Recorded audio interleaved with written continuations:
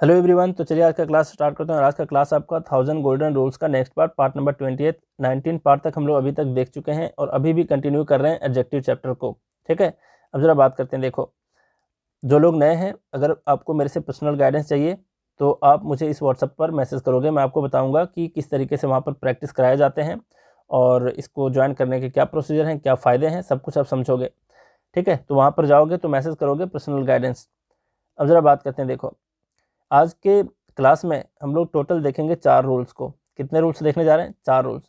उसमें से एक ऐसा रूल है जो एग्जाम ओरिएंटेड है और 3 ऐसे रूल्स हैं जो नॉलेज ओरिएंटेड है। इससे बहुत कम क्वेश्चंस पूछे जाते हैं, लेकिन इससे अक्सर क्वेश्चन पूछा जाता है। ठीक है, और ये ऑलमोस्ट हर कोई जानते हैं इस वाले रूल को। अब ये जो 3 रूल है, इस पर तो कम क्वेश्चंस पूछे जाते हैं, लेकिन ज़रूरी नहीं है कि इसके बेस पर क्वेश्चन नहीं पूछे जाएंगे। अगर पेपर को टफ करना हो तो इसमें से भी क्वेश्चन को पूछे जाते हैं। और दूसरे तरीके से क्वेश्चन अराइज करते हैं स्टूडेंट कि सर मैंने इस तरीके के सेंटेंस को देखा है लेकिन आपने कभी पढ़ाया नहीं और न्यूज़पेपर में देख लिया, तो क्या इसके बेस पर क्या रूल है। तो इसी वजह से मैं इस रूल को बताने जा रहा हूँ। ठीक है, और बाकी इसमें एक ऐसा भी रूल है जो काफ़ी ज़्यादा लोगों को परेशान करता है, जो लोग अक्सर नहीं समझ पाते। तो सब कुछ समझेंगे आप और आपको बिल्कुल ही टेंशन नहीं लेना है। अब जरा बात करते हैं जिसके बेस पर क्वेश्चन पूछा जाता है एग्जाम में। 260 रूल नंबर का है। यहाँ पर बोल रहा है कि एक साथ 2 कंपैरेटिव शब्दों का इस्तेमाल हम नहीं करते। चलिए यहाँ तक, क्योंकि ये ऑलमोस्ट सब लोग जानते हैं ना। जैसे कि हम कभी नहीं लिख सकते मोर वाइजर, ऐसा हम कभी नहीं लिखते। क्यों? क्योंकि वाइजर भी कंपैरेटिव डिग्री में है और मोर भी कंपैरेटिव डिग्री में है, इसलिए यहाँ से मोर को हमें हटाना पड़ता है ना। ये रूल अक्सर लगभग सब जानते हैं आप में से। जैसे यहाँ पर देखो, क्वेश्चन ही डायरेक्ट करते हैं। During the formation of the solar system, the moon which was also a meteor grew more bigger than any other meteor. अब समझने वाली बात है। जो लोग, देखिए, अगर आपका सारा कॉन्सेप्ट क्लियर है ना, तो सेंटेंस पढ़ते ही कहीं ना कहीं क्लिक कर जाएगा। एक बार पढ़ोगे, 2 बार पढ़ोगे, तीसरे बार पढ़ोगे तो डेफिनेटली आपके दिमाग में क्लिक कर ही जाएगा। तो यहाँ पर आप पढ़ रहे हो तो आपको पता चल रहा है कि मोर बिगर एक साथ आया है। मोर भी है कंपैरेटिव डिग्री में, बिगर भी है कंपैरेटिव डिग्री में, तो इसमें से एक को हटाना पड़ेगा। क्या हटाओगे? मोर को हटाओगे, है ना। बिगर को नहीं हटाना है। क्यों? क्योंकि इन दोनों में से जो मेन वर्ड है ये बिगर है। समझ रहे बात को? क्योंकि ये किसी की क्वालिटी की बात कह रहा है, मून के बारे में बता रहा है। तो यहाँ से बिगर को हटा दोगे तो ये सेंसलेस हो जाएगा थोड़ा सा, है ना, मीनिंगलेस हो जाएगा। और मोर जो है ये इंटेंसिफाई करता है और बिगर जो है ये क्या है, किसी की क्वालिटी को बता रहा होता है। तो आपको बिगर को नहीं, यहाँ से मोर को हटाना है। चलिए सर, यहाँ तक हम समझ गए और पहले भी जानते थे। अब इसी के बेस्ट से, मतलब इसी रूल के बेस्ट पर एक कनेक्शन है दूसरे रूल का जो मैं इसके साथ लाया हूँ। देखना, ये काफ़ी ज़्यादा नॉलेज ओरिएंटेड है, थोड़ा सा ध्यान से समझने की कोशिश करना। और ये जो रूल है, ये रूल आपका ग्रामर के हर एक चैप्टर में रिलेट करता है ना। ये एडजेक्टिव से रिलेटेड सिर्फ नहीं है, लेकिन इस रूल का सबसे ज़्यादा जो रिलेशन है ये यहीं पर है एडजेक्टिव से। इसलिए मैं बताता हूँ क्योंकि अक्सर लोग यहीं पर गलती करते हैं।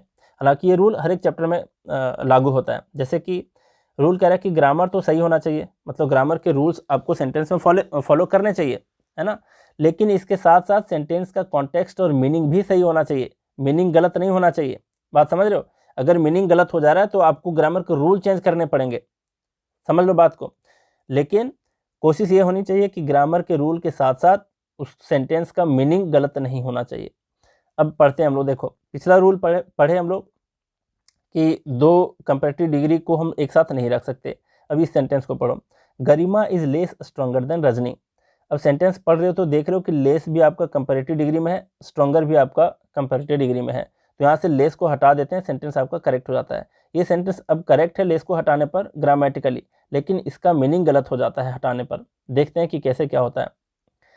यहाँ पर देखो, जैसे कि अच्छा, बहुत लोग नहीं जानते होंगे कि लेस कैसे है सर कंपैरेटिव डिग्री में, क्योंकि लेस नहीं लेसर पढ़े हम लोग, है ना। तो ज़रा समझो, लिटल जो है, लिटल है, इसका कंपैरेटिव होता है लेस, और इसका जो सुपरलेटिव डिग्री होता है ये होता है लीस्ट, है ना। अब जरा देखो, लेस और लेसर में क्या फ़र्क है हम इसी सीरीज में देखेंगे। एक भी कॉन्सेप्ट आपका एडजेक्टिव चैप्टर से नहीं छूटने वाला है, इस बात की गारंटी मैं लेता हूँ, है ना। तो आपको घबराना नहीं है। जहाँ भी कन्फ्यूजन है सब कुछ डिस्कस करेंगे। लेस और लेसर में जो फ़र्क है ये आने वाले मतलब लेक्चर में हम देखेंगे। ठीक है, मतलब इसी सीरीज में आपको देखने को मिल जाएगा, टेंशन नहीं लेना आपको। अब जरा देखते हैं। सर लेस को हटा दिए तो सही हो गया। यहाँ पर भी लेस रिचर है तो यहाँ से भी लेस को हटा दो, ग्रामेटिकली सही है, लेकिन इसका मीनिंग गलत है। समझने की कोशिश करो मीनिंग कैसे गलत है। जैसे कि आप कहना क्या चाह रहे हो, इसका मीनिंग क्या है कि गरिमा जो है ये रजनी से कम स्ट्रॉन्गर है। मीनिंग तो यही बता रहा है ना, मीनिंग तो यही बता रहा है, लेकिन रूल बता रहा है कि हम दोनों को एक साथ नहीं रख सकते, दोनों कंपैरेटिव डिग्री को। तो लेस को यहाँ से हटा देते हो। अब लेस को हटाते हो तब मीनिंग पकड़ने की कोशिश करो। अब मीनिंग इसका क्या हो रहा है कि Garima is stronger than Rajni. पहले मीनिंग था गरिमा है रजनी है, यहाँ गरिमा है, यहाँ पर रजनी है। पहले मीनिंग ये बता रहा था कि गरिमा जो है ये लेस स्ट्रॉन्गर है, किससे, रजनी से, और रजनी ज़्यादा स्ट्रॉन्ग है। लेकिन लेस को अगर हटा देते हो तो मीनिंग देखो क्या निकल के आ रहा है, गरिमा इज स्ट्रॉन्गर देन रजनी। मतलब गरिमा ज़्यादा स्ट्रॉन्ग हो जा रही है और रजनी कम स्ट्रॉन्ग हो जा रही है। मतलब इसका कॉन्टेक्स्ट ही चेंज हो गया, पूरा मीनिंग ही गलत हो गया। बात को पकड़ रहे हो? तो मीनिंग को गलत नहीं करना है। अब अगला सेंटेंस पढ़ते हैं। अगला में बोल रहा है कि Ram is less richer than Shyam. अब लेस को हटा देते हो, ग्रामेटिकली करेक्ट है, क्योंकि दो कंपैरेटिव डिग्री को हम एक साथ नहीं रखते। लेकिन समझने वाली बात है कि अब मीनिंग पर फोकस करो।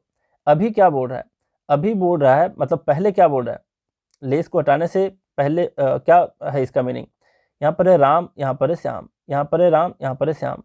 लेस को हटाने से पहले इसका सेंस क्या निकल रहा है, इसका मीनिंग क्या था, मीनिंग ये बताना चाह रहा था आपसे कि राम जो है ये लेस रीचर है, किससे, श्याम से, मतलब श्याम ज़्यादा रीच है।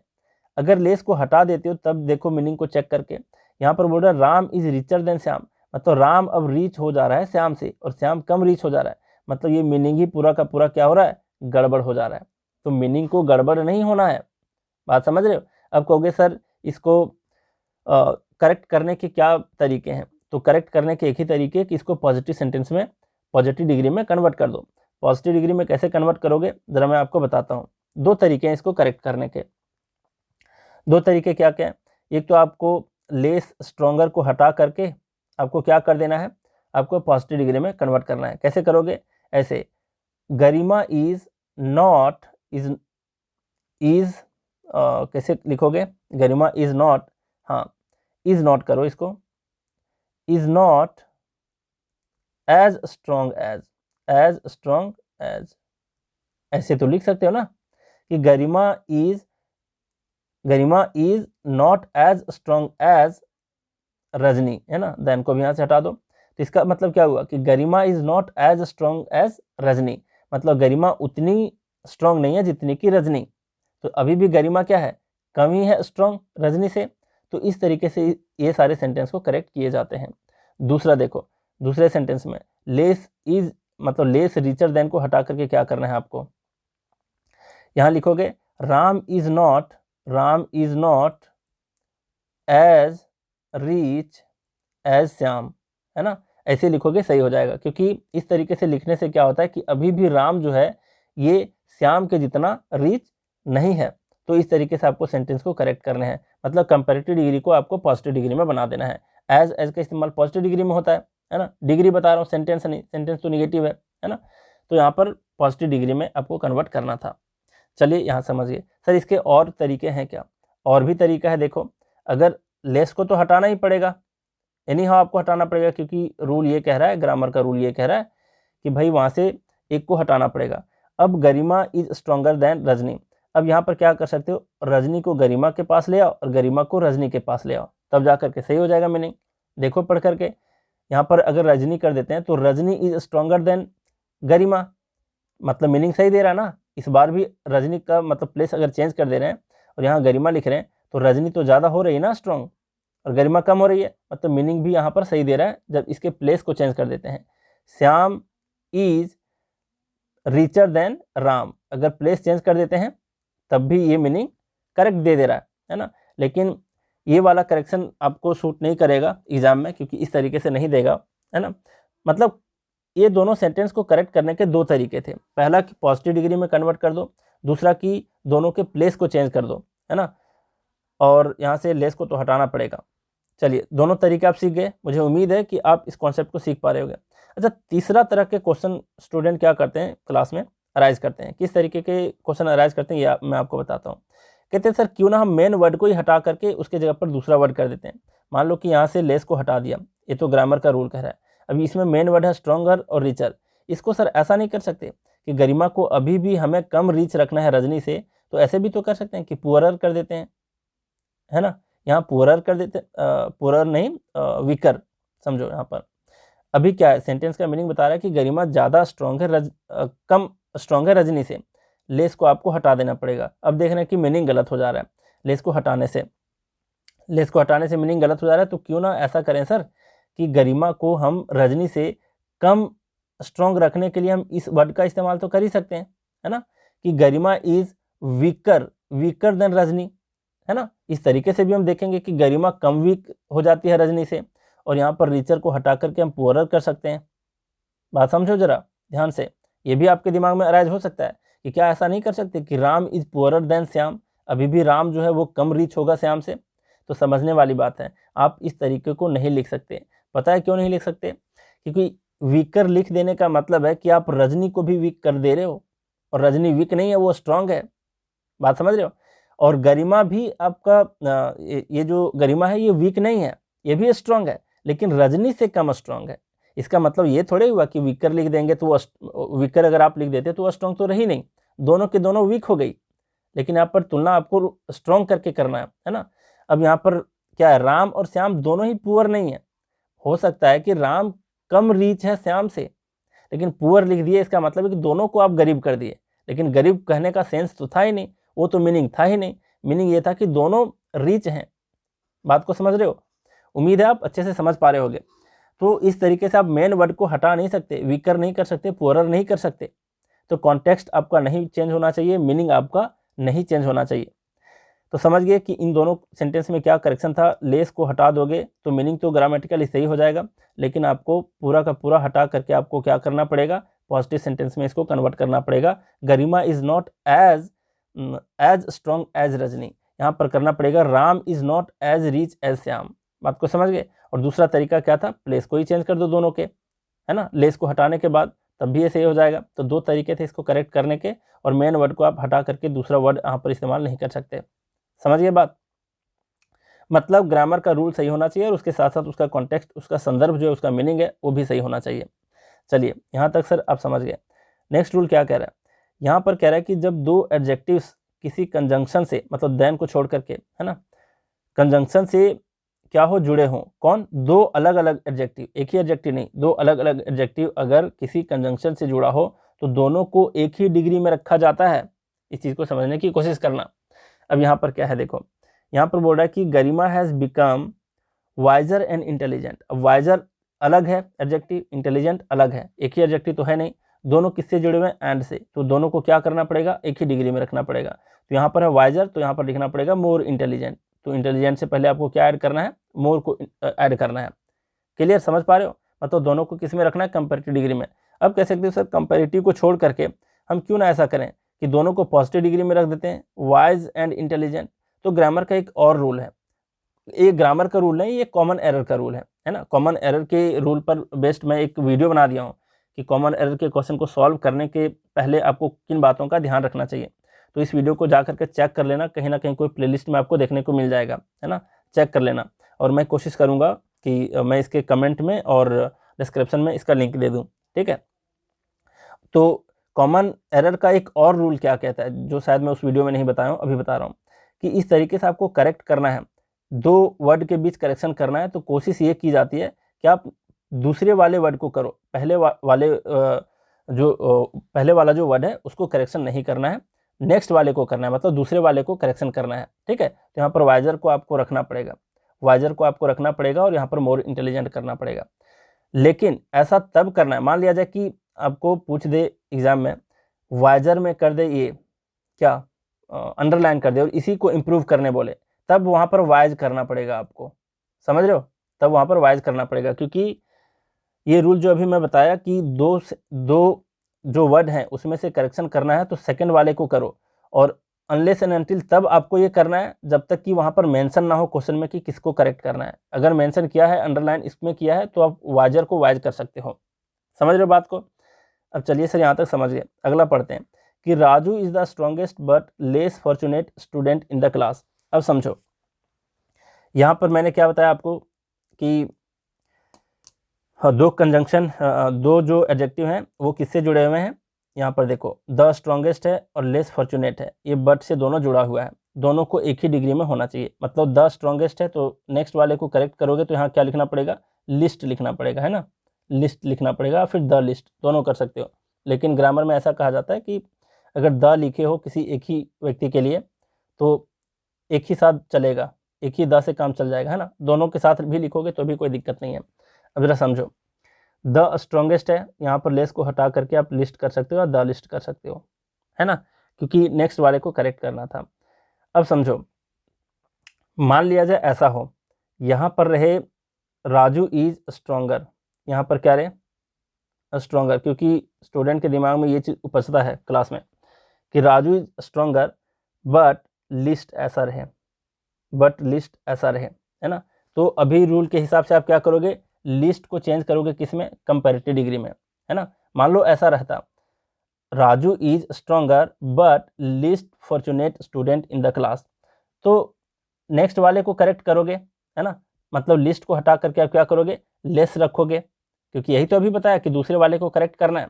लेकिन भाई तब भी गलत हो जाएगा, आपको इस केस में आपको पहले वाले को करना पड़ेगा करेक्ट। पता है क्यों करना पड़ेगा, क्योंकि एक बेसिक सा रूल है जो आप शुरू से पढ़ते आ रहे हो इस चैप्टर में एडजेक्टिव में, कि जब भी वन वर्सेस ऑल का तुलना हो, वन वर्सेस ऑल मतलब एक की तुलना सभी से की जा रही हो, तो उस केस में हम कंपैरेटिव डिग्री में नहीं रखते, उसको हम किस में रखते हैं, उसको हम सुपरलेटिव डिग्री में रखते हैं। कंपैरेटिव का कब इस्तेमाल करते हैं, जब दो लोगों के बीच कंपैरिजन हो और एक की सबसे तुलना की जा रही हो, तो उस केस में सुपरलेटिव का होता है। जैसे राजू की तुलना यहाँ पर क्लास के हर एक स्टूडेंट से की गई है, बात समझ रहे हो, इसलिए आपको इसको सुपरलेटिव में ही रखना पड़ेगा, आप इसको कंपैरेटिव में रख ही नहीं सकते।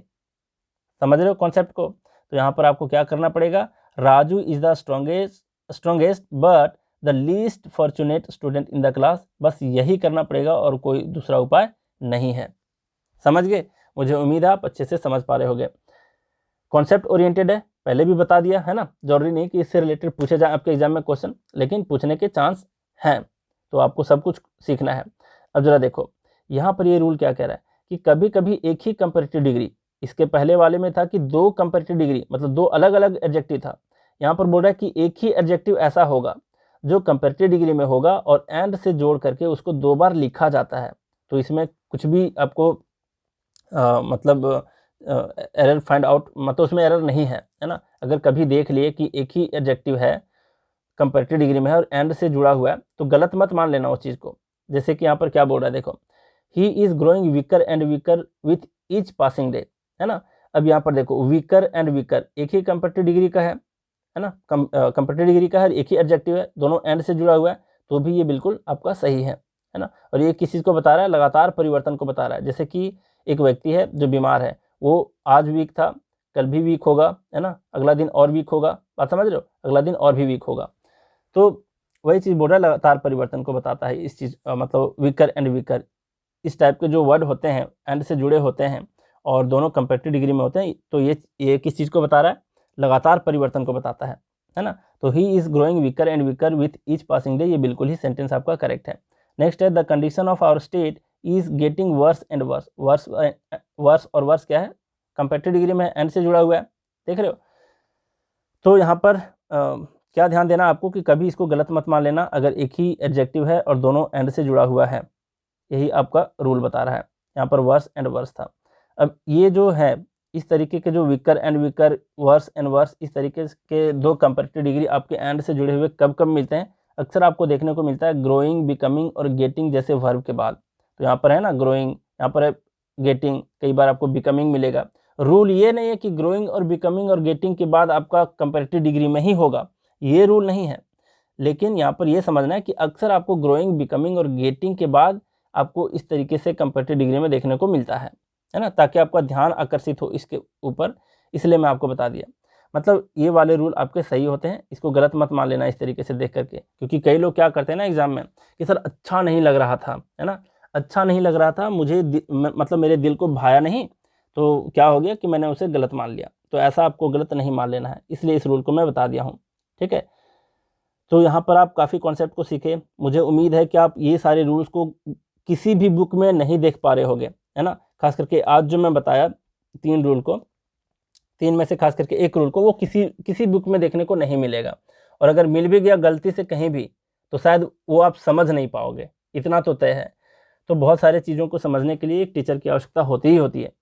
ठीक है, तो मुझे उम्मीद है कि आप इसके फ़ायदे उठा रहे हो और महसूस हो रहा होगा आपको कि आप बहुत कुछ सीख रहे हो, है ना। और जब तक रिवीजन नहीं करोगे, मल्टीपल रिवीजन के बिना ये सब चीज़ें आपके दिमाग में क्लिक नहीं करेंगी एग्जाम में। तो कोशिश ये करो कि रिवीजन आपको करना है। इसलिए हमेशा कहता हूँ कि रिवीजन इज़ द की मंत्र ऑफ सक्सेस। सेकेंड लाइन मेरा ये होता है, फिर से मैं सुना देता हूँ कि the more you sweat in practice the less you bleed in battle. मतलब जितना ज़्यादा प्रैक्टिस करोगे उतना कम आपको लहू बहाने पड़ेंगे आपके बैटल फील्ड में, है ना। तो चलिए, बहुत कुछ सीखे आज के क्लास में भी। तो आज का क्लास यहीं रैप अप करते हैं। Thank you very much.